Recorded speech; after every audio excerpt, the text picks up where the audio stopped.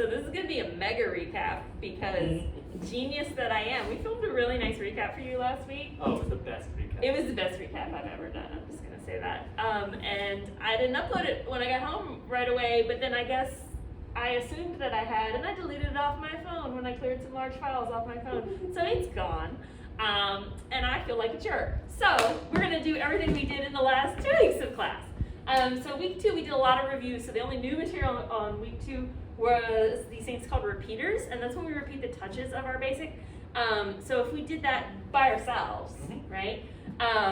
If we were doing a basic and then we did maybe like right side repeaters, right? It would look like touch, step, touch, step, touch, touch, touch, and step, right?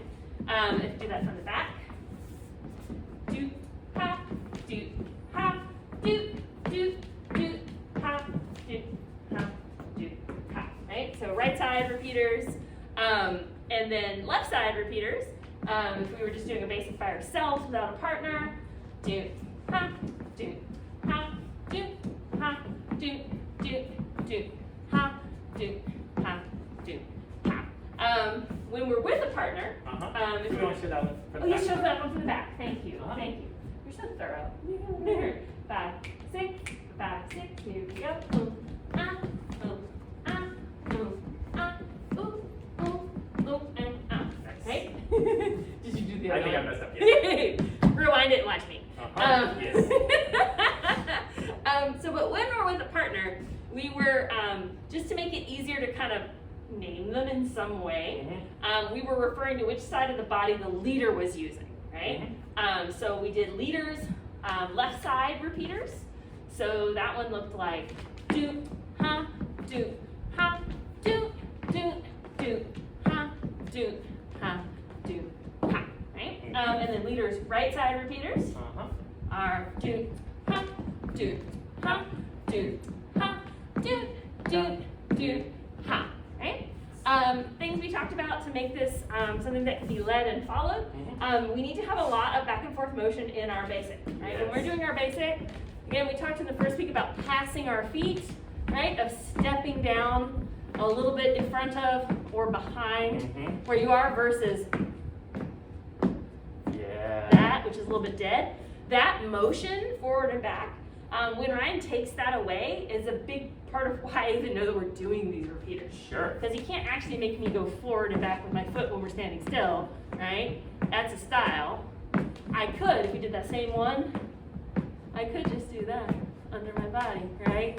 But he is keeping me on a point. And then also, just as important, when we're exiting, he takes me off of that point by stepping, right? So we're moving, and then Ryan keeps me on a point, and then he takes me off of that point, right? Like we were talking about, in this class, we were talking a little bit about like tipping points. Yeah. You know, I feel like it's that same thing of like the tap becomes a step when you're moved far enough that it makes sense to step. Yeah, that's something that we talked about tonight. Was that your body has a natural tipping point when you're on one foot. If someone was to like give you a little nudge, there's a certain point where you have to put the other foot down because your body does not want to let you fall down, right? And you don't even have to think about it. You can just let your body take care of it. That means that as a leader, Ryan needs to, whenever we're setting a point, like for these repeaters, we're setting a point, and then we're just doing touches forward and back of that point, that he needs to set that point, and then when he wants to get out of it, he needs to get me to move off of that point by utilizing that tipping point. And that dovetails into the next move that we did, which were paddles, and I feel like it's even more important in paddles. Even more important, Like for really key in paddles. So paddles are when we have this little rhythm, do, do, do, do, and we need to have a really, really, really juicy bounce, right? Especially in that standing leg. You can hear my heel hitting the ground, right? And we're using our paddling foot. So I'm standing on my left leg. I'm using my right to kind of push against the floor, and that paddles me in a little tiny circle. Do, do, do, kind of around a central point. It won't be exactly a point on the floor always. It might move like kind of around the dinner plate, right? When I'm going backwards, it can be a little bit more of a point in the floor. But when I'm moving forwards, it kind of scooches around a circle. And so we explored by ourselves standing, standing on our left foot and getting a rhythm going. And try paddling forward. And then we took a little break. And then we did it again. We did a rhythm. And then we tried going backwards. Then we switched sides. We stood on our right foot. We got the rhythm going. We tried going forward. And then we got the rhythm going again. We went backwards. And we talked about how at least one, possibly two of those will feel really gnarly. And it'll be different for every person. That Ryan's least favorite was apparently someone in class's most favorite. So your results may vary of which ones seem easy or hard to you.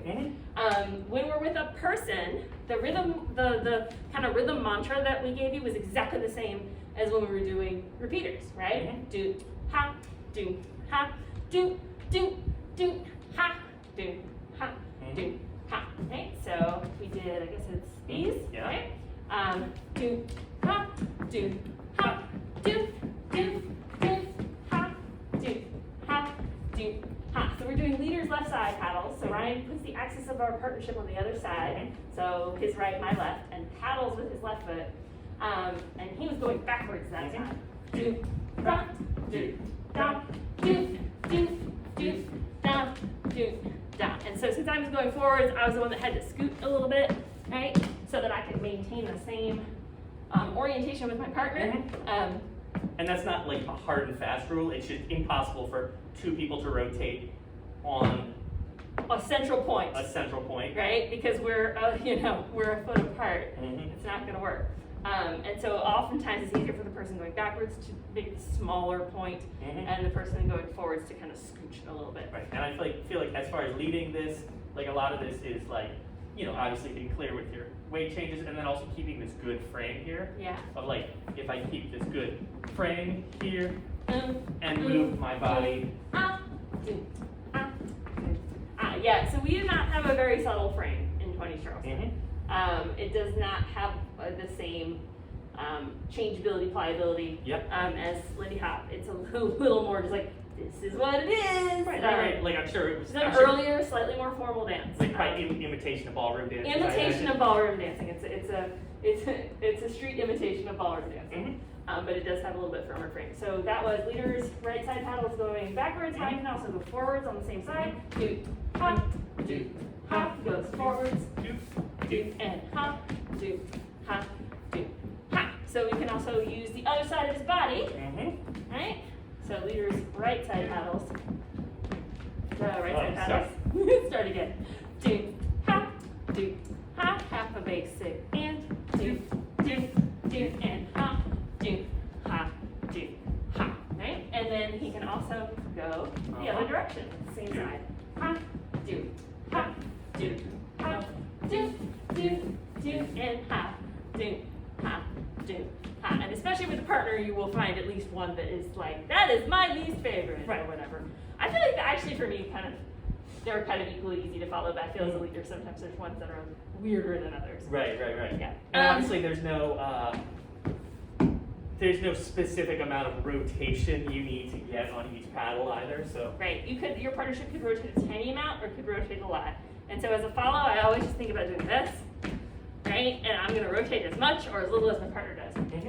The other move that we taught this week was a turn. Yes. And so with a basic on top, it looked like do, ha, do, ha, do, ha, do, ha, and then another basic on the end. And we do it from another? Yeah, so you can see Ryan's back. Do, ha. He has a little wind up, boom, turn, tap, step, right. And then maybe with my back to the camera. So do, ha, little prep. I push off the floor, step back into my partner. So for follows, you're literally still going right, left. You're just going right, left, and turning over your right shoulder.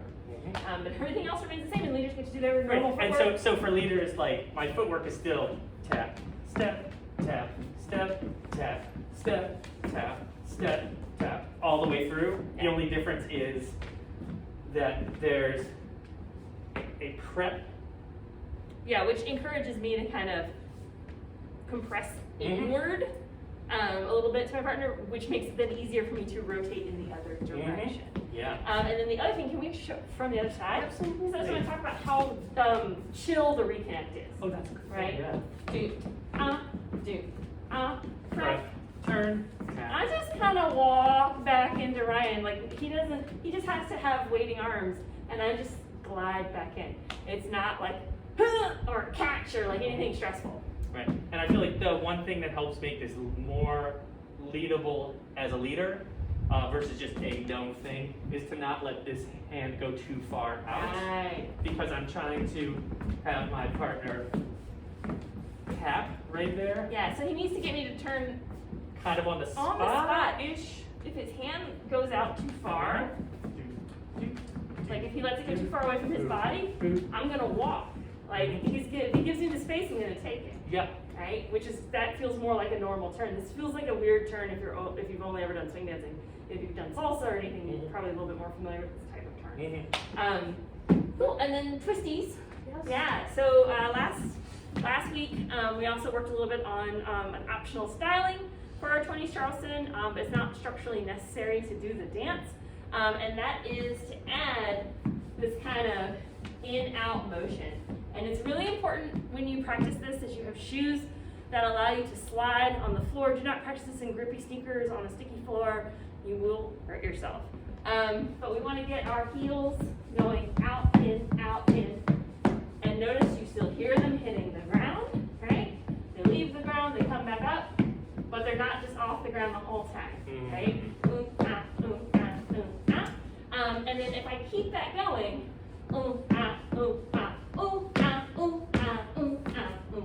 I can do some little twisties. And what is really super duper important is not the leg that's swinging around in the air. It's the leg that's on the ground. The leg that's on the ground has to still be going out, in, or it's not going to work, right? So the most important thing to practice first is just both legs going out, in,